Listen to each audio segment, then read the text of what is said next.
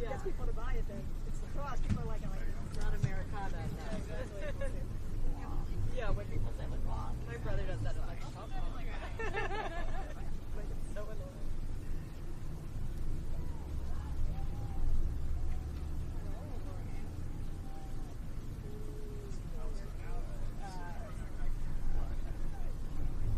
Thank you, Jeff. I'm going to purposely cite you for that one.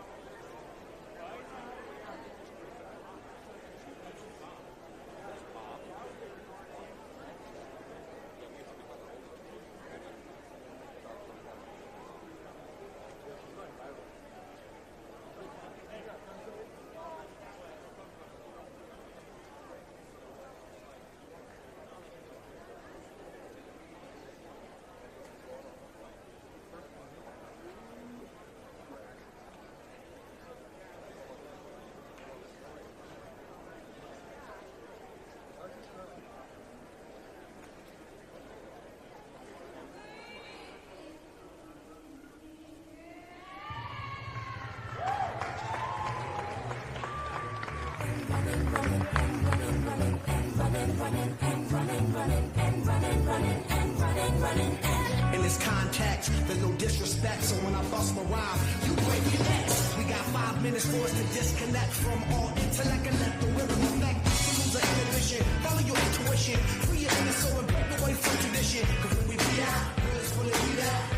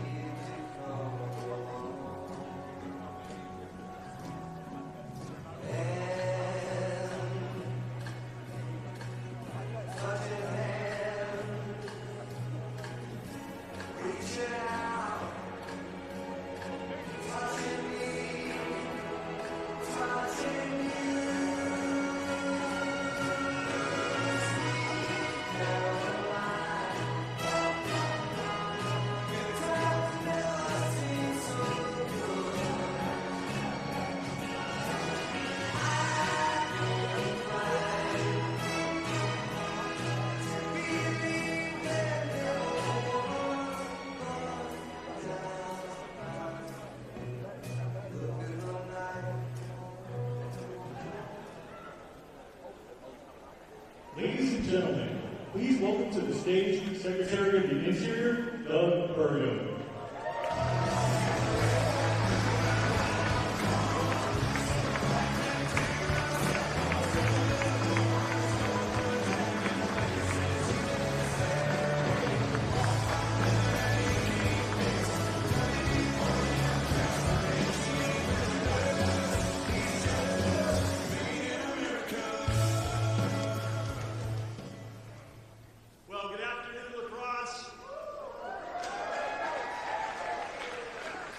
We're so honored to be here with you today, and I want to begin with gratitude for each of you that are in attendance, because we know you're here because you support this country, you support the working families of this country, and you support companies like Mid-City Steel. I also want to give a shout out to the incredible team, the tough job team right behind me over here. You guys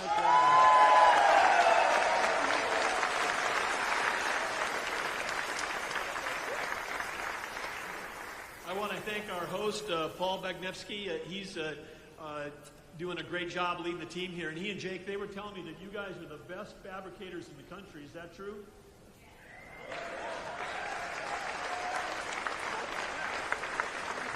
Classic Midwest. You're the best in the country. And then they nod like this. Yep. I'm from North Dakota. I get that whole thing, like where people are they're the most talented in the world, but they're also super humble. But what a fantastic group to be here. Great to be back in Wisconsin. I grew up in a town of 300 people in North Dakota, about 6.5 hours northwest of here. So great coming south, where it's nice and warm in the wintertime, here to Wisconsin. But I had aunt and uncle that lived in Ripon. I had cousins that are still living up in Bayfield. Beautiful state we have here.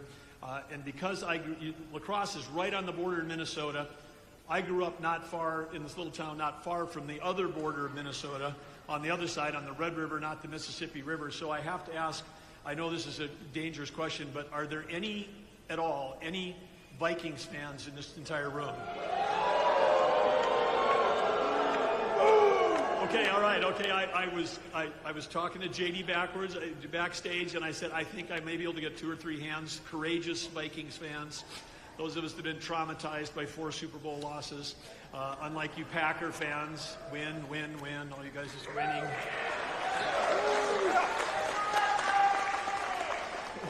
So anyway, welcome to all of you here today. Great to have you here. And as we approach this Labor Day, it's not just the end of summer, but Labor Day is both a celebration. It's a day of celebration, and it's a day of gratitude. And it's a day of gratitude for the enduring dignity of work. And I know that whether you're in the audience or on the stage behind me, it's an honor to be here with all of you. The Wisconsin steel workers that are here, that are fabricating and forging America's strength and helping America's return to greatness, which is what we're doing under President Trump and Vice President Vance's leadership. We have a president, of course, right now who's truly amazing. What's been accomplished in the last 7 months has never happened before in any administration at the pace and the importance of the work that's being done. But one thing I do know, we talked about this at the cabinet meeting on Tuesday, but President Trump just actually deeply respects the American worker. He respects the words "made in America," and he's fighting like no one has ever fought before to make sure that we have that. And whether it's here in Wisconsin or across the country, you know, whether it's farmers or the fabricators, whether it's people that run restaurants or people that are ranchers, truck drivers or auto workers, whether you're in law enforcement, first responders, the people that build, that move, that feed and protect, and those that serve in the military, that defend our country, they have the deepest respect of President Trump and Vice President Vance. And because when you care deeply, then you start doing things like protecting and rebalancing world trade. You do things like making sure that we're passing laws that support working families. And we're here to talk about that today because President Trump and Vice President Vance are putting America on a fast track to a new golden age. And on just one thing that I get a chance to work a lot on is on the side on energy. And President Trump said he was going to bring peace abroad and prosperity at home. He stopped 7 wars in 7 months. That's never happened in history. Incredible.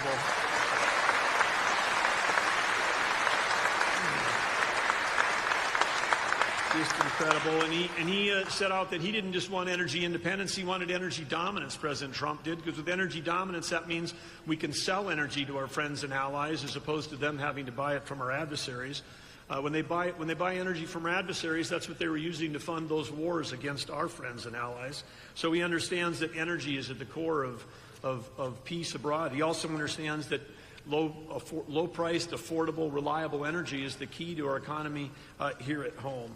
And he's done everything he can to break the back of inflation and having abundant energy here in America, and he's doing that. And one of the things, he's not only doing that with oil and gas, but he's bringing back the coal industry.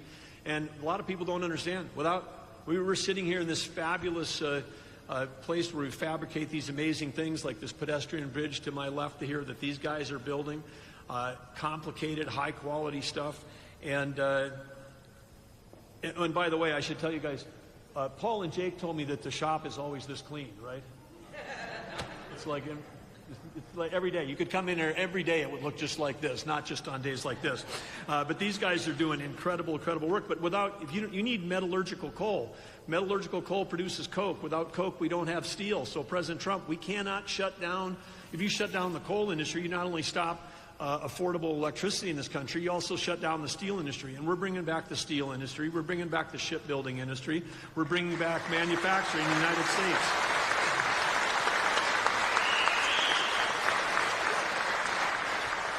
I also understand in the back here we've got some students from Luther High School, government class seniors.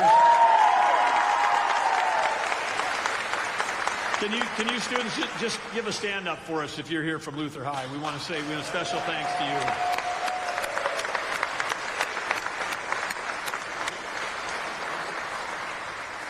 There's our future right there, and I was so excited to see that your team name was the Knights, because the little town I grew up in, North Dakota, is named Arthur. We were also the Knights, and I like to stress that it was Knights with a K, not just with an N. Okay, because we had some Arthur Knights with an N too, but anyway, the Luther High School Knights. But anyway, you guys are here, government class. Appreciate you being here. Thanks to your teachers, your leaders, and others, your parents that got you here for this important day. But whether you're just out of high school or whether you're working family across Wisconsin, you can rest assured that we got a president and a vice president that are fighting every day to make sure that we've got opportunities. And for those of you that are entering, leaving high school soon, you can know this country is going to be ready to support you, whether it's college, whether it's trade school, whether it's the workforce, whether it's being an entrepreneur, like the people that started this business back in 1972, or whether it's the military. There's great careers awaiting in this country. And in the last 7 months, there have been 2.5 million jobs created under the Trump administration that are filled by people that are Americans. So...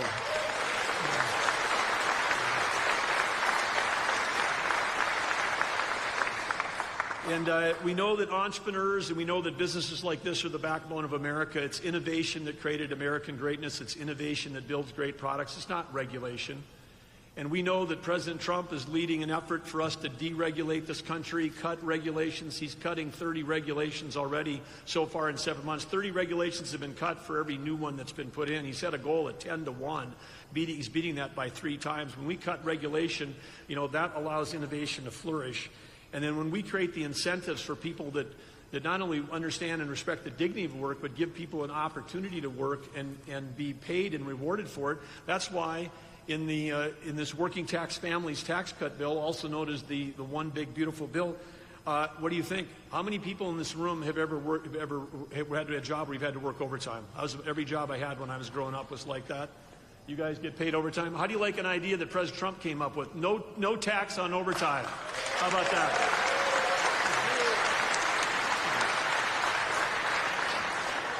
And there's 100 great things in that bill. The Vice President's going to talk about it, but I'll just mention one more. And 100% accelerated depreciation. Not everybody's an accountant, but if you can deduct the cost of buying new equipment on the day that you buy it from your income, that reduces the cost of that equipment. And Paul and Jake and his team right now, they got a $2 million drill press that's coming in here, a drill saw press, $2 million arriving this fall. It's going to help them build projects quicker, faster, more efficiently for their team. And they're doing that because they got 100% depreciation immediately. That's in the big, beautiful bill.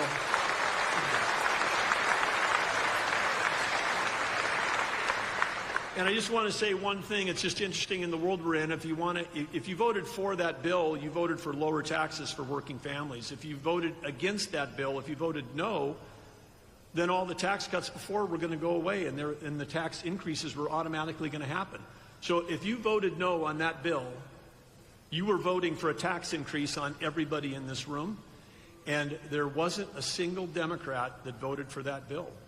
But there is somebody in this room that did vote for that bill, and it's Representative Derek Van Orden right here. Stand up, Derek.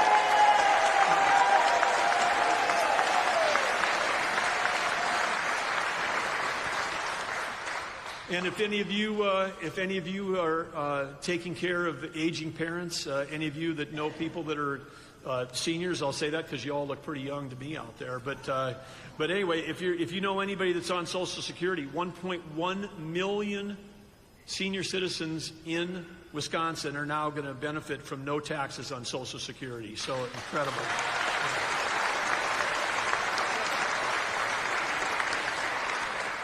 So what's the quick summary? We've got lower taxes. We have far lower regulations. It's the biggest tax cut in history. Regulations are being cut by this administration like never before, allowing innovation to flourish. And then you say, okay, well, those two things are great, but what about fresh capital coming into the company? Well, with President Trump leveling the trade field and making it, getting a level playing field for America so we can sell our goods into markets that used to be closed, and for those people that are coming here, they're going to have to pay tariffs to get in. When you do that, there's trillions of dollars. A trillion is 1,000 billion. There's over $5 trillion of committed capital that's coming into this country to build new factories here, because when you build it in America, when it's made in America, there are no tariffs. We've never had the combination of these things happening in my lifetime of lower taxes, way less regulation, support for innovation and entrepreneurs, and record amounts of record capital. These are the policies that are going to restore the American dream for every American, and it's the Trump-Vance administration that's making that happen.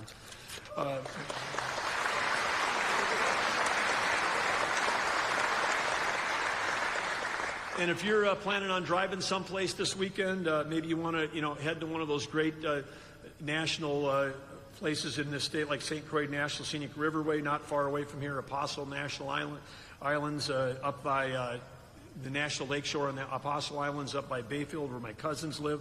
If you're heading to do that, guess what? You're going to be paying the lowest gas prices in many, many years this weekend. But inflation adjusted, these are the lowest gas prices in decades. And so, again, thanks to President Trump for making that happen. So, in closing, I wanted to say, one of the other action-oriented presidents we had that's can be thought about in the same sentence as President Trump is Theodore Roosevelt. And Theodore Roosevelt said, far and away the best prize in life is the opportunity to work hard at work worth doing. And I've got a group of people sitting behind me on this stage that work very hard. I got a group of people in front of me that I know, if you're here from Wisconsin, you're from the Midwest, you have spent your life working very hard. All of us then in this room, everybody here, we've all had a chance to grab that prize, that opportunity to work hard at work we're doing. And collectively, at a place like here, like Mid-City Steel, you're doing the hard work that is making America great and making America strong. And you need to know that President Trump personally, Vice President Vance, who's here to tell you how grateful they are for the working families and the working people of this country. So it's my honor right now to introduce someone who served our country in the military, in the Marine Corps. He's served our country in the United States Senate. Now he's fighting for working families as the Vice President of the United States. Please welcome to the stage, JD Vance.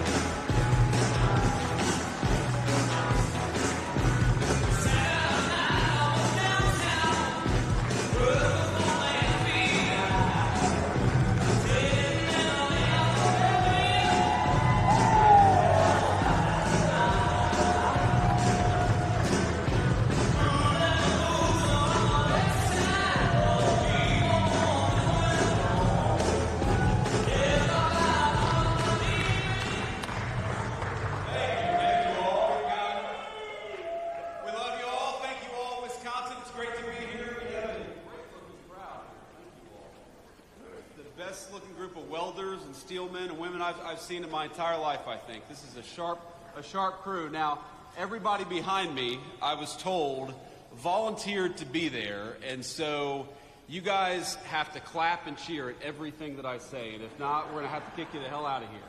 And a couple of them actually, and I'm not going to call them out by name, but they were selected because they're some of the hardest working and best working people in this facility. And we just want to say we're proud of you guys, proud of what you do, and proud that the tradition of Wisconsin craftsmanship lives on in this great facility right here today.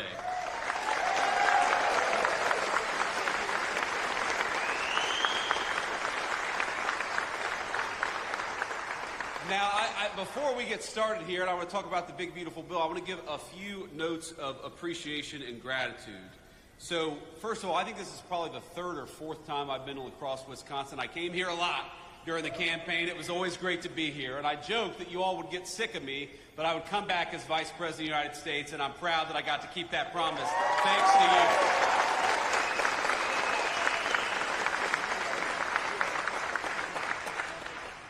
So I want to thank Paul Bagnevsky. Paul, thank you so much. I got it A minus maybe on that pronunciation. He is the president and CEO of this incredible facility. We're so thankful to be here.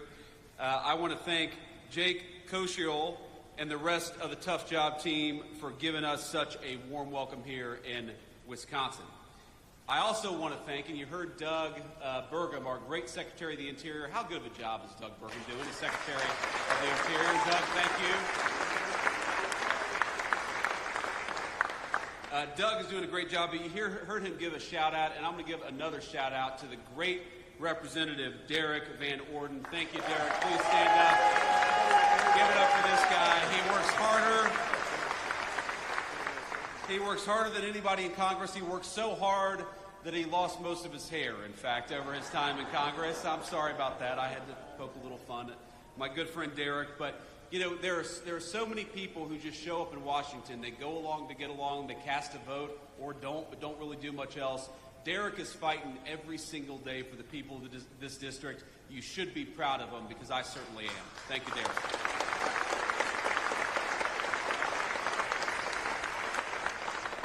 And I guess we've got the senior class from Luther High School. Where are all the Luther High School students? Where are y'all at? Thank you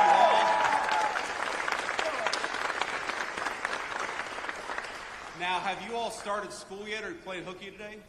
You have? Okay, good. Well, I'm glad the Vice President coming to town got you guys out of school a little bit. But let's talk about the future, because these kids are the future. We want to make sure that they have a prosperous American future to grow up in. And let me take you back a little bit to where I grew up in Middletown, Ohio, southwestern Ohio, where my papaw, and the reason I love the welders in particular is my papaw for 42 years was a union welder at a place called Armco Steel. And when I was growing up, Armco Steel had shed about 80% of the workforce that it had employed when my papaw was working there during its heyday. And unfortunately, it was one of the lucky ones, because a lot of the steel mills lost about 80% of their workforce. A lot of the steel mills didn't exist at all.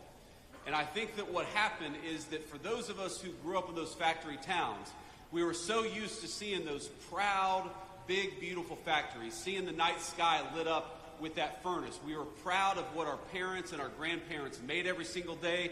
And of course, they were proud to earn the kind of a job that enabled them to provide us a good life. And what happened? Thanks to a generation of failed politicians and stupid decisions, those factories closed down one by one by one, and many of those proud towns that made us who we are, ladies and gentlemen, those proud towns became ghost towns. Well, not anymore. What the President of the United States was elected on a promise to do was to bring back American manufacturing, to bring back American craftsmanship, and that is exactly what President Donald Trump is doing every single day in Washington.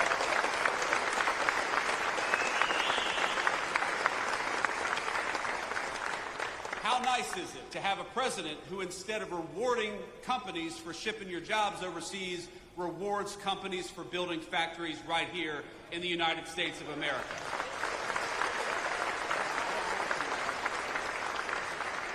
How nice is it to have a president of the United States who, instead of raising your taxes, is cutting your taxes by historic margins every single day, as we just did?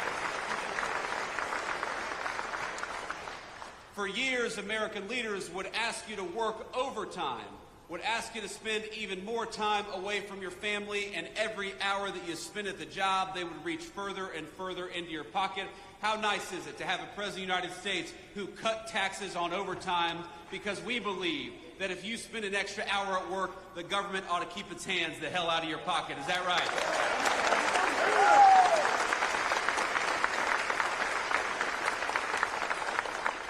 We know about 5%, about 1 in 20 Wisconsin workers rely on tips to bring home the bacon for themselves and their families. How nice is it to have a President of the United States and Republican majorities in Congress that cut taxes on tips instead of forcing our waitresses and service professionals to deal with the IRS. We ought to make it easier for folks to get by, which is exactly what we did when we cut taxes on tips, and Wisconsin families are going to be the beneficiaries.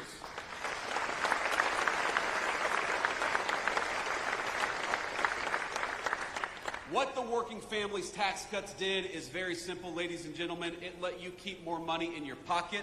It rewarded you for building a business or working at a business right here in the United States of America. It makes it easy for you to take home more of your hard-earned pay, and it makes it easier. If you're an American manufacturer or an American business, it makes it easier for you to build your facility or expand your facility right here in the United States of America. I happen to believe that it's the dumbest decision we made as a country to reward foreign companies with putting stuff overseas instead of right here in places like Wisconsin. Well, now we have a different president with a different attitude. If you're building in the United States of America, if you're working in the United States of America, if you're trying to earn a decent living right here at home, we are going to fight for you every single day. But if you build crap overseas and try to undercut the wages of American workers, you're going to pay a big fat tariff before you bring it back in to the United States of America.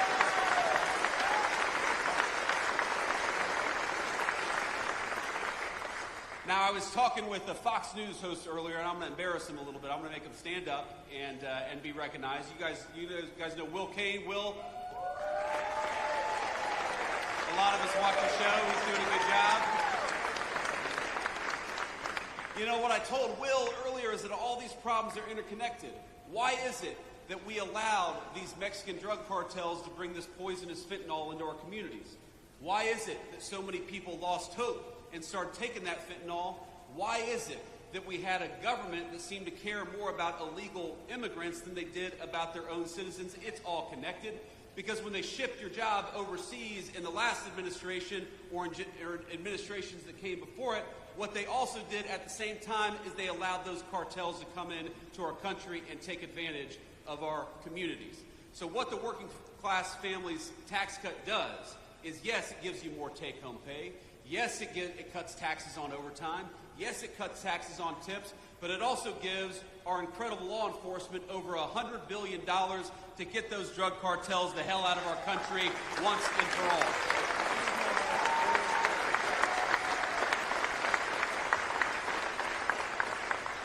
It's very simple. Donald Trump's Republican Party wants very simple things for this country. We want you to be able to earn a good living in your community. We want you to be able to walk down a city street in broad daylight without getting mugged.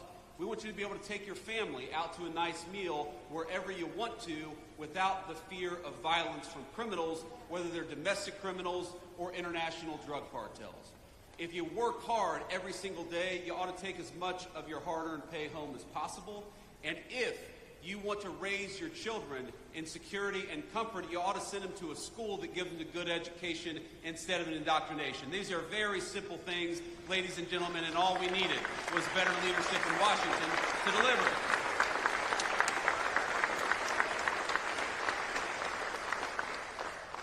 Now, Representative Van Orden will tell you this, but if you didn't know, that it turned out that we didn't get a single Democrat vote for cutting taxes on tips, cutting taxes on overtime, or increasing the child tax credit. Not a single Democrat in the House or the Senate could actually deign to vote for giving you more of your hard-earned money. And we got to ask ourselves why that is. Because as much as I am proud of what we've accomplished, it would honestly be a little bit easier, wouldn't it, Derek, if the Democrats actually worked with us instead of fighting us every single step of the way. And you're going to see this. We're a little early for campaign season, but in a couple months or maybe about a year, you're going to start seeing television advertisements. And you're going to start seeing Democrats lying about what's in these working families tax cuts. And I'm going to tell you exactly what they're going to say. They're going to tell you that this bill, which gives you more of your hard-earned money, that they opposed it, not because they want to raise your taxes, and they do, but because they're worried about your health care. They are so worried about your health care, in fact, that they want to give more and more of your health care to illegal immigrants. And that's exactly why they voted against this bill. I know we have this beautiful high school class back there. And I'll give you, just from a vice president to the high school seniors, I'll give you guys just a little bit of relationship advice from a man who's been happily married for 11 years. Find yourself somebody who loves you as much as national Democrats love giving health care benefits to illegal aliens. That's my advice for you. Because it is, as far as I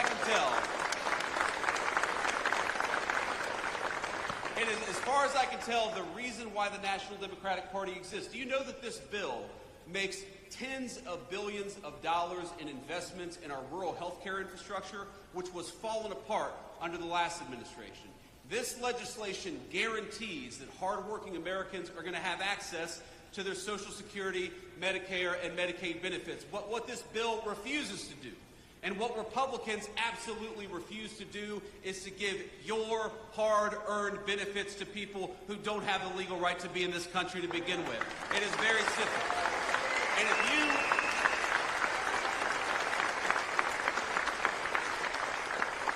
if you want to protect the people's benefits, if you want to protect rural health care, if you want to make sure that whether you live in a big city or a small town, you have the ability to go and see a doctor, and that is exactly what we want to do, then the first thing you ought to be doing is making sure that the people who get federal health care benefits actually have the right to be in this country in the first place. That is the first and most important step.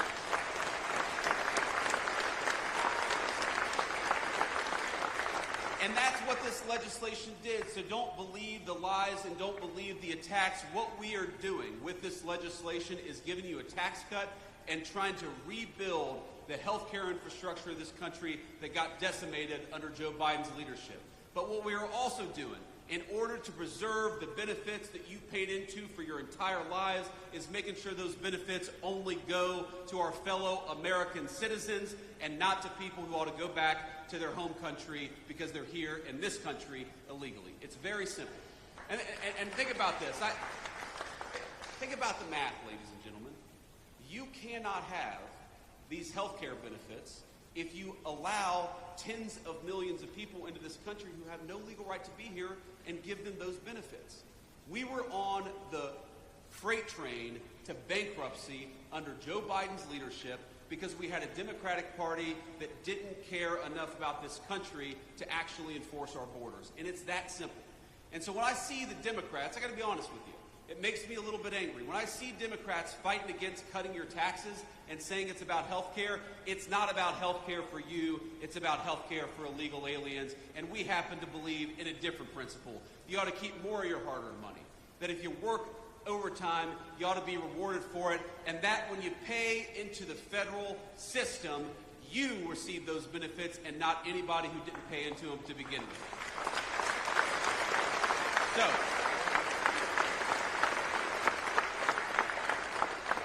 let me say just a couple more things, and then I'll hit the road, but maybe I'll take some questions. Should we take some questions from the fake news, ladies and gentlemen?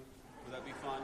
Okay, we can do that too. But we'll try to focus on the local Wisconsin reporters first, because I know that they're not fake news, right? We got good local reporters here in Wisconsin? I don't know. Mixed reviews based on the crowd here, but let me just say a couple more things. So this business, this manufacturing facility, I think represents the future of American craftsmanship. And I was talking to the CEO and to Jake earlier about this, but you know, there's this attitude that some people have that manufacturing, it's the jobs of the past, it's the industry of the past, that it's dirty, that it's not innovative. Why? I challenge any journalist to walk around this facility for 10 minutes and not realize that this is one of the most innovative companies in America, and this is the future of American industry, the future of American innovation and the future of American manufacturing. They're using artificial intelligence in this facility. They're using robotics in this facility. They're doing things that, frankly, were not even possible 20 years ago, and they're doing them in order to build a great American future. We are practically a stone's throw away from a beautiful new bridge, a bridge that is being built with American-made steel from this manufacturing facility because we have great American craftsmen right here in Wisconsin, and we ought to fight for it.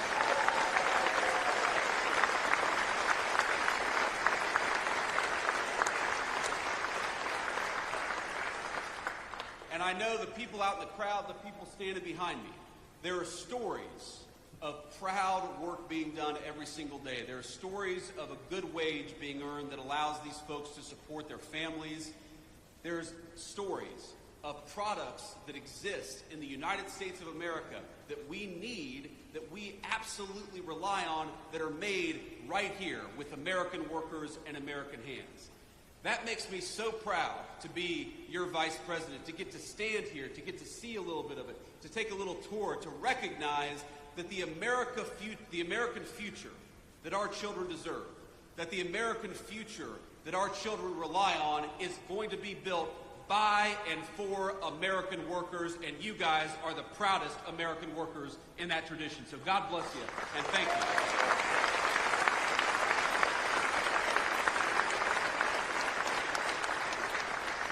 And these guys, they're proud of what they do. They're doing something amazing. They're doing something that can't be done almost anywhere else in the world. They're earning a good wage in the process. This is what makes America great. And I love my papaw. I said he was a union welder for 42 years. He was a proud man. He was a hard-working man. But my papaw, before he died, he used to tell me that, he didn't know that American manufacturing was going to be as strong in the future as it was in his time. And again, I love my papaw, but I think that's the wrong attitude. American manufacturing must be as strong in the future, or America's future will not exist without it. Do you think that our kids are going to have a future if we rely on foreign countries to make everything that we need? Do you think we're going to have a future if the pharmaceuticals that we put into the bodies of our children are made by a foreign adversary? Do you think we have a future if we can't even drive over a bridge without asking permission from some foreign country? That is no way to build a future. The way to build a future is with American workers, and I'm proud that in Wisconsin that's exactly what we're doing. So God bless you all.